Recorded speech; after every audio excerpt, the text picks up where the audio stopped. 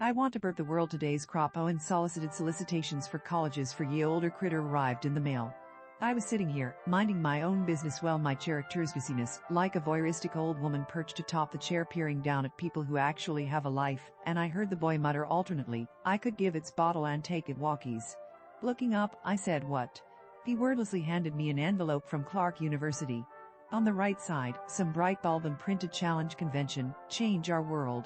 Was there ever a time where this sort of disjointed hallmark sentiment appealed to anyone? Did it ever appeal to college-bound people? If it does, I'm scared, really. Let's take the thing at face value, okay? Come on, indulge me. When I was growing up, when I became conscious that I was growing up in the early 70s, this sentence was everywhere. You're going to change the world, we're changing the world a person at a time. To a certain extent this could then be uttered without irony. To a certain extent. Remember, these were the days when our own State Department thought the command economy of the old USSR was viable. So, it was all a matter of a bright lad in the Department for Changing the World hitting on the right idea and saying here is where the change starts. We'll have our 5-year plan for world-changing widgets.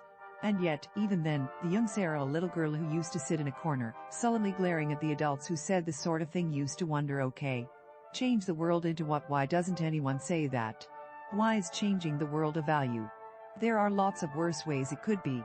Imagine no atmosphere. But now, in the early 21st, when we know a little more about chaotic systems, and that whatever else the world is, it is that, why are they printing this slogan on college envelopes?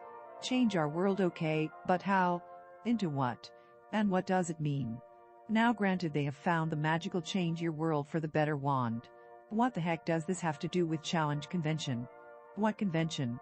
Scientific? Mathematical? No, of course, what they mean by convention is that we should challenge social norms. Now, bear in mind this is on a college letterhead. Doubtless the bright bulb who came up with this fell very brazen and very with it, and altogether pomo in identifying their college with challenging social norms. But I ask you, when you want to challenge convention, where do you look?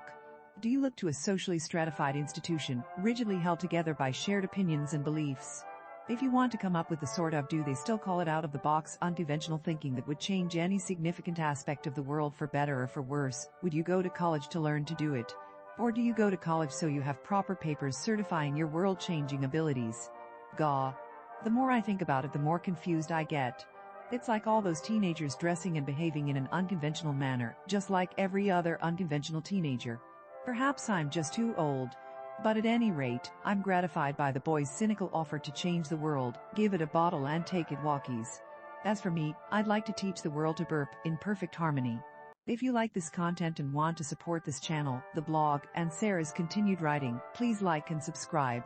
If you really enjoy the content, please come and join the fun at accordingtohit.com.